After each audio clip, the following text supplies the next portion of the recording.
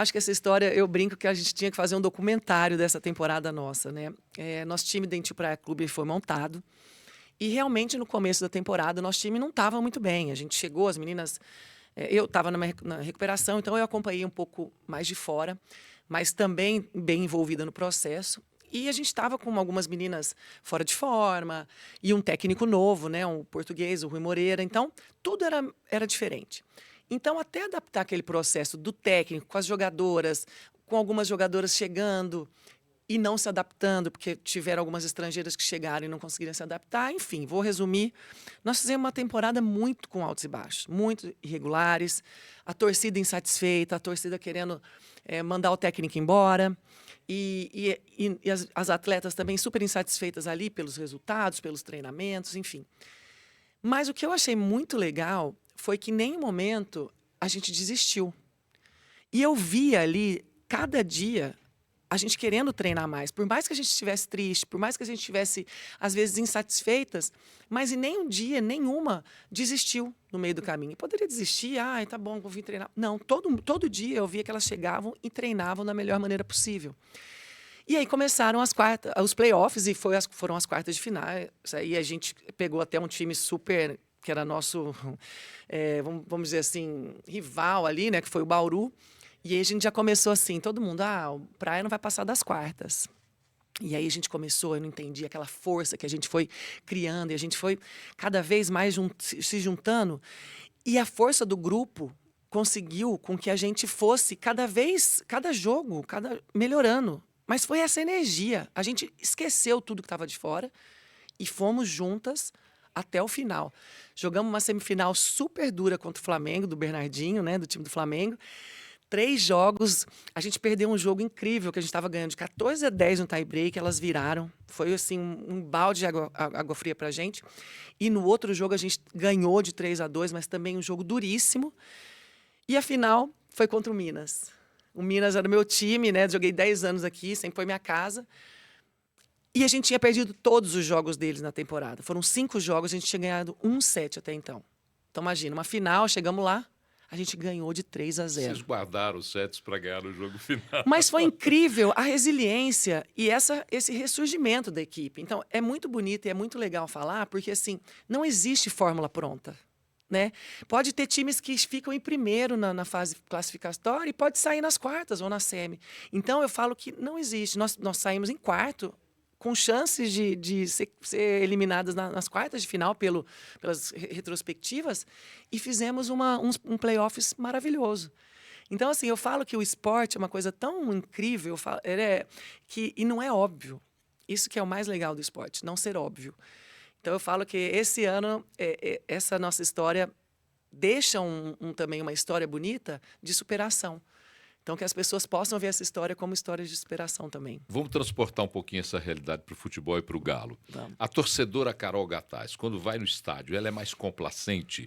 Ela consegue entender as dificuldades do jogador? Ou ela é torcedora irracional e fala, não, tem que jogar mesmo e pronto? Como é que é isso? Não, eu sou muito complacente. Eu sou totalmente atleta, né? Então, assim, quando eu vejo um jogador... Porque, eu vou falar, nós sentimos isso muito, né? Quando a gente nós não somos super-heróis, nós somos seres humanos. E eu entendo a rotina de um jogador de futebol. Então, você vê ali, às vezes, um jogador num dia não tão bem, ou uma fase, uma temporada não tão boa, e às vezes não tá performando quanto deveria ou quanto poderia, mas não é porque às vezes ele não quer, é porque são fases da vida. E aí eu vejo as pessoas criticando muito, e às vezes um ídolo que já conquistou tudo pelo seu time. Então eu acho isso muito doloroso, assim, não só... Eu acho que pro atleta mesmo ver aquilo, né? Então, assim, eu olho mais o lado do atleta, porque eu sei o que a gente passa no dia a dia e não é fácil. E eu falo que nós, como atletas de vôlei, é uma coisa. E os atletas de futebol, a cobrança que eles têm de não poder sair na rua, porque todo mundo conhece, de serem cobrados. Então, deve ser, eu nunca passei por isso, mas deve ser uma pressão muito maior que a nossa. Então, eu sou muito complacente. É claro que a gente quer sempre resultados positivos. Quando ganha, a gente sai super feliz. Mas já teve jogo que você ficou com raiva? Falou, claro, devia ter feito o gol. Certeza. Por que não chutou naquela hora? Já teve essa hora? Com certeza. O ano passado foi um dos jogos, né, na final da Sul-Americana. A gente, assim, tava doido para comemorar e infelizmente Não me não conte deu, né? essas cenas tristes, por Não favor. conta, tá bom. Mas é porque são umas Não, coisas mas frescas na nossa cabeça. esse misto de alegria e tristeza que o atleta compreende de forma diferente.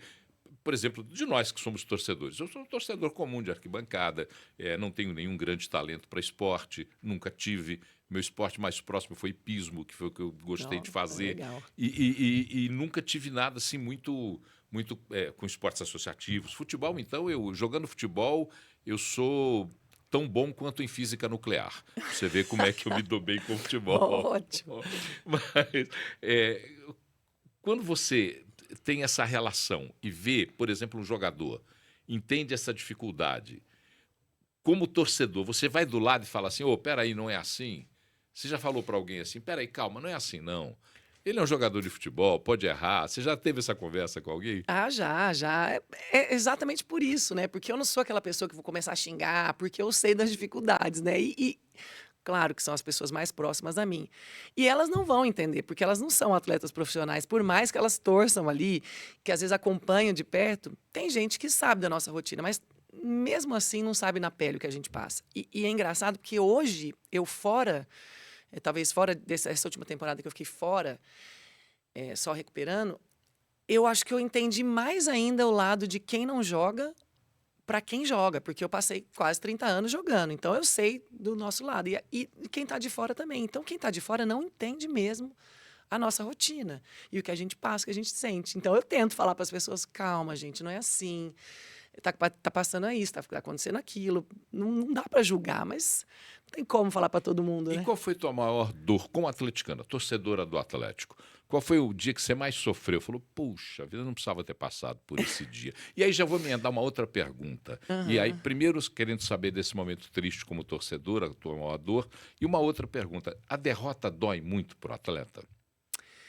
Olha, vou falar primeiro da. Acho que a última, né, mais recente foi a derrota na Sul-Americana, né? Que eu acho que o Galo ali poderia ter levado esse título. Acho que toda a nação galocura aí do Galo estava na expectativa desse título e não conseguiu. Acho que essa foi uma tristeza, assim, né?